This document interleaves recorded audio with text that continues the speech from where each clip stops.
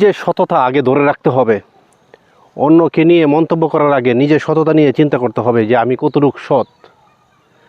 যখন তোমার সততা অটল থাকবে তখনই তুমি সমাজে তোমার মূল্যায়ন থাকবে। তুমি যখন একজনকে উচিত কথা বলতে যাবে তখনই কিন্তু তোমার উপর দিকেই চলে আসবে যে আমি কতটুকু সৎ। আমি যদি সৎ না থেকে অন্যকে দোষ ধরার জন্য খুঁজি তাহলে তো হবে না। এমন সমাজে কিছু লোক আছে যে আপনাকে খুঁজবে যে আপনার দোষ ত্রুটি কোথায় আছে, কিন্তু আসলেই যে লোকটা খুঁজতেছে যে আপনার দোষ ত্রুটি, কিন্তু আসলে সে নিজেই ঠিক নেই। সমাজে এমন কিছু লোক আছে যে মানুষের দোষ ধরার জন্য দিন ভরাই উঠে পড়ে লেগে থাকে, কিন্তু তারা নিজেরাই ঠিক নেই। নিজেদের ছেলে মেয়ে, নিজের পরিবার, নিজের ফ্যামিলিটাই গুছানো নেই। অন্যের ফ্যামিলি নিয়ে সে উঠে পড়ে লেগে যাবে যে অন্যের লোকজন কি করতেছে, অন্য ফ্যামিলির লোকজন কি করতেছে, মানে মানুষের গীবত নিয়ে মানে উঠে পড়ে লেগে যাবে যে মানুষের গীবত মানে মানুষের কাছে ছড়ানোর জন্য, মানুষকে হেয় প্রতিপন্ন করার জন্য উঠে পড়ে লেগে যায়। আচ্ছা, এই সমস্ত লোকজন থেকে আপনাদের টিপস হচ্ছে দূরে থাকতে হবে। যখন তাদের কাছ থেকে আপনি দূরে থাকবেন অবশ্যই আপনি ভালো থাকবেন। আর যদি মনে করেন যে এই সমস্ত লোকজনের সাথে আপনি চলতে চান, তাহলে আজকে আপনি তার সাথে উঠে বসে এক জায়গায় খাচ্ছেন, আপনি উঠে চলে যাবেন, তখনই দেখবেন যে আপনার নামে গীবত করতেছে, আপনার নামে গীবত করবে।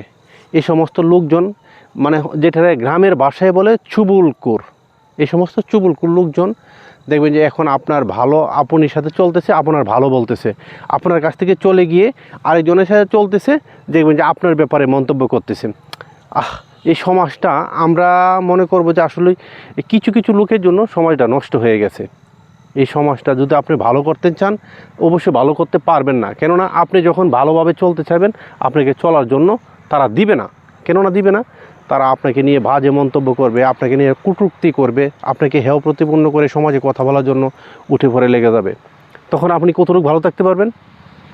সৎ মানুষের ভাত নেই, সেই কথাটাই হচ্ছে বড় কথা।